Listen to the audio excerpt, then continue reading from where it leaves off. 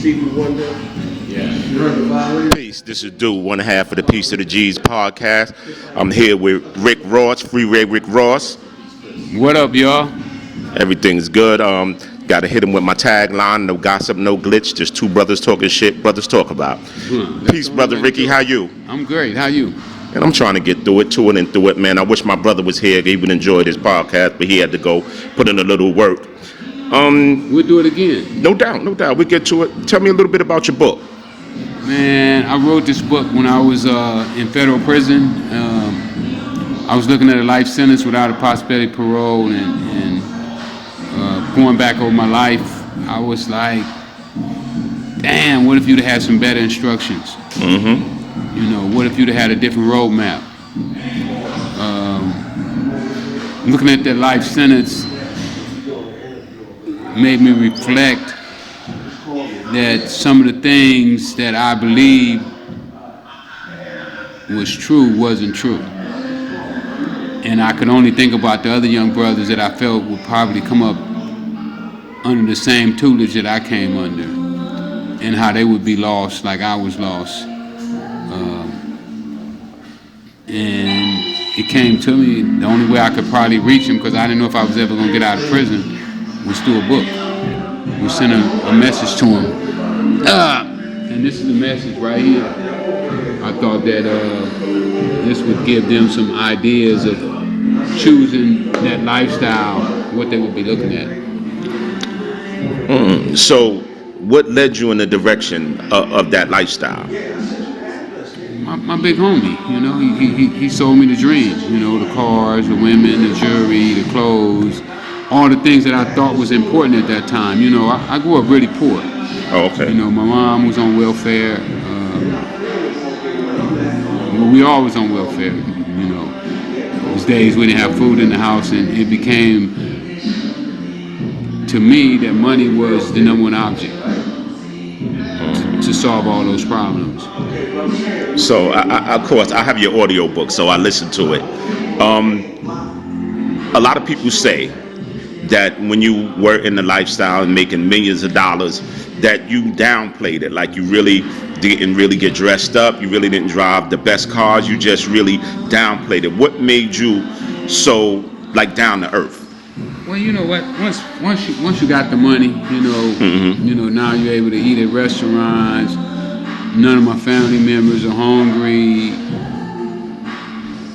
It started not to be so important to have those things. You know, those things are only really important when you don't have them. You know, when there's a lack of something, when you don't have enough of something, that something becomes very important to you. But then when you have an abundance, then those are not issues anymore, and then other issues come up. And my issue became, okay, now you got it, but none of your friends have it. So do you want to go around? I look at it as if you stubbing your nose at them. You're like, you ain't got shit, you ain't nothing. But I understand that having money doesn't make you special. Being rich doesn't make you special. You know, you have to already feel that you're special inside. And the money is only a tool or a trophy for a job well done. Okay. So, were any of your family members around you at that time? Oh yeah, I surrounded myself with my family. Okay. So I felt safer, you know, with family members and close friends, you know, that I grew up with. So as I listened to you on the live earlier, the gentleman asked you about your daughter. You said she was taking up band, and you prefer that she would take tennis. Yeah, I'm sick behind that. So I understand that a lot of people don't know that you were a tennis player. Yeah, I was a pretty good tennis player, you know. Like Venus and Serena's good? Like No, never on that level. I mean, you had the potential to be that good. Well, you know, Venus and Serena came to my camp. Oh yeah? I had a tennis camp where I had about, I don't know, anywhere from 8 to 14 kids that I sponsored. Right. I paid for their tennis lessons. One of the problems when I was coming up is I couldn't afford tennis lessons. I couldn't really afford the shoes. I couldn't afford the rackets. My rackets was patched up, you know. and most people I don't know what it means to patch a tennis racket, but when you string a racket, it has one long string and it goes all the way through the racket. Right. Well, in my case, that long string had broke several times, and what they do is they just take little pieces of string and they patch it up, but it's not the same. The tension throughout the racket is not the same tension. You don't get the same feel. But anyway, that's no. I that's mean, a whole that's a nother foreign subject. language for me, but I'm interested. You know, That's it's another always subject. good to know of a different life, because when you think of, you know, urban people, you know what I'm saying, us from an urban community, you automatically think basketball, football, you know. And I'm a New York guy, so in New York, you know, if you go to Brookline houses, which is a NYCHA housing project, those guys are primarily football guys. If you go to Albany projects, those guys are baseball guys. Marcy projects, where Jay-Z is from, big baseball community over there. You know, so when I hear stories of different people from different places, man, it's always of interest to know, you know, how in California y'all play tennis. You know, Venus Arena of California, they play tennis. So it's always different to know the different dynamics, you know, globally. Right. You know what I'm saying? Right. We automatically assume that if you a guy from the hood, you're going to play basketball, you're going to play football. You know, it's good to know that a brother plays tennis. The last person I know, I came up during the Arthur Ashe era, and I haven't known a brother to play since then. Yeah, they got brothers to play. They do, yeah. You know, a lot of brothers. All the big names, the Andre Agassi's and all this, and you know, It's not tough, to knock the but community, it's but tough. they all white guys. It's tough for You- blacks, and I mean, even with Venus and Serena, you know, I remember when we would see them at tournaments, and they didn't have the money. You know, they were really, the dad really gutted it out. Richard Williams. But you have to applaud that. Oh, no question about it. You have to applaud that. No question about it. What he did is almost undoable, Listen, it's phenomenal. You know, even with money. and him and Joe Jackson. People don't give these guys enough credit. All they talk about is that, and I think they do that to, you know, demonize us. They said Joe Jackson was mean. You know what I'm saying? Joe Jackson made Michael Jackson. You understand what I'm saying? You know what it takes to make a Michael. He is the biggest entertainer in history. Possibly. So if you got somebody who made that, like, how do you say that he was just too mean? How do you say that? Well, I don't have nothing bad to say about it. You know what I'm saying? No, I'm just talking about what people say. But people, I mean, you know, people gonna criticize everything. You know, you got people that they can't do anything on their own. So what they do is they look to tear down somebody else. You know, and you know, under the strengths that he came under. You know, you're talking about during the '60s. You know, the '70s and the '60s.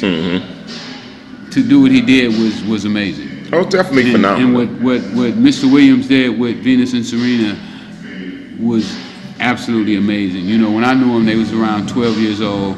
I went to jail right around that time. But what he did after that was absolutely phenomenal. Even without, if you had money to do that, would be, It's still hard. amazing. Right. Yeah, you know, like I said, my daughter joined the band. This is her first year of high school. And she come home and say, "Dad, I joined the band." You know, like what? And I heard you say that you don't discourage the band, but you think it'll take time away from her playing tennis. It definitely will. She's a phenomenal tennis player right now. I don't even think she knows how good she is. But you know, at the end of the day, you gotta let them experiment. So when I get back, you know, we'll go get her a drum set and a guitar, and hopefully I can convince her to at least play, you know, 2 or 3 times a week. Oh, okay. I've got a young lady in my building. Her name is Summer Chandler, and she's a pretty good tennis player. Her parents don't think her father, Sean Chandler, he doesn't think that she's going to pursue tennis, but we definitely encourage her. She's a big bright spot in our community, and you know, she's very, very good in tennis. She's in school for tennis now. In New Orleans, I believe it is. Yeah. Some school in New Orleans. Well, you know, tennis is a great sport. You know, it's a thinking sport. You know, one of the things, and it's physical too. So, I think it's wonderful. Do you think strategically that helped you in the game, knowing how to play tennis? Absolutely. I use my strategies from tennis. I use my practices to practice on the street. Oh, okay. So that made for a good work ethic. Absolutely. Okay. You know, when other guys would go to a restaurant or the movies, I stayed out and I practiced. Okay, cool. And I used the same thing. When they would do that, I stayed up under the tree. Okay. And I use it right now today. You know, I use my tennis strategy today. You know, Okay. We have to draw from everything that we know. Absolutely. You know, Absolutely. I truly believe you have that. to use all the experiences that you have to adjust to what you're doing right now today. You know, I use those in all my business strategies. I use them with my kids. I try to exercise different vehicles of motivation, determination. So most dudes in the street, you know, I was outside a little bit myself in the 80s. You know, I usually say the dynamic during that crack era was you would see dudes come to school, and they would be regular dudes, not really, you know, so fresh, not really the nicest clothes and this, that, and the other. And crack was so profound, it was so phenomenal during that time. Dudes went home for the summer and came back with chains and cars and different things, and that's how quickly it hit in New York City. How did crack hit in California? Well, for me, it started off slow because, you know, I kind of was one of the trailblazers of it. So, you know, when you're doing that, people had to build up to it. But after, you know, 6 or 7 months, it was crazy. You know, the kind of money that was coming in. So, what does it feel like to be a millionaire? To like say, like, I was a millionaire. What was that like for you? Well, back then, $1 million was something. You know, now being a millionaire is not that big of a deal. But you know, it feels good when you can help your friends, your family. You know, somebody come to you and they can't make their house payment, then you can do it. I mean, to me, that's the only reason that you want money, so you can help other people who are struggling. I'm not sure if a lot of people feel that way. People are more, maybe it's a sign of the times that people are more selfish. They're not as generous as you was. If I remember when we were coming up, the hustlers and, you know, the older dudes and me even being in the street, I always wanted to, you know, do something for the kids that didn't have as much, or, you know, try to help provide, you know, in our community. And I don't really see that anymore. Yeah, it's rough right now. It's doggy dog. It's like doggy dog. I was getting ready to say that. It's doggy dog. I agree. But, you know, life is like a boomerang. Whatever you throw out comes back to you. So I always try to throw out goodwill to as many people as I can. And, you know, it's a saying that even if the person that you help don't come back, somebody else will. Okay. So in closing, you know, I don't want to take too much of your time. I know you're a busy man. I saw your show on VH1. Yeah, VH1. What was that? My True Crime Story. Yeah. That's what it was. What was it like filming that? Man, we did that here in New York too. It was different. You know, it was tiring. I did 16 hours of filming at one time. You know, they gave me a break, let me eat, but for the most part, we went straight through. It was tiresome, but I really felt good about the director and the showrunner and the producers that was working on it. It seemed like they had a different mission than other people that I've worked with. So I enjoyed doing the show. You know, I can't wait till we start shooting the movie. We waiting on a letter from Ryan Coogler right now. Right. A letter of intent saying that he'll be willing to direct it, and then we off to the races. Boom. Don't forget the boxers too. You know, I got a local boxer here, Riley Bourne, who's right here from New York. Y'all check him out. He's 3-0, a young kid, 19 years old, homegrown. I'm a huge boxing fan. Homegrown. You got to holler at my man.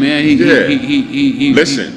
Give me the Instagram, give me the number, give me everything. How can people reach out to you on Instagram? Where can they find you? They can get me at Freeway Ricky on Instagram. Also, you can DM me on there. That's really the best place to get me right now. I don't want to give my number. I already got too many numbers in my phone, too many phone calls. Listen. And I know once this movie come out, through the roof, Batman. Listen, I want you to remember Ron and JD from Peace to the G's podcast. You know, when your movie come out, and don't act like I'm a stranger when I show up. I got you. You know, I appreciate that. You know, you support it. Oh, and I definitely supported the book. I definitely support people. You know, I love the support. And you got to support each other. Y'all can support me too. Don't buy the book off Amazon, please. Go to freewayrickyross.com and get your book. Also ask for autograph, and I'll autograph the copy. You also can get the t-shirts from there. The Real Rick Ross is not a rapper. Hit your boy up, man. Also bookings. Right now, this is my first stop on this 14 meet and greet tour. I'm here at Happy Monkey here in New York. I'm going to do 13 more dates. Maybe one of your places could be one of my dates. Hit me up. Let me know. All right, I appreciate your time. You've been gracious, and you know, all love and support for you and your mission moving forward. All right? Peace to the G's podcast. You've been a pleasure doing business with you all.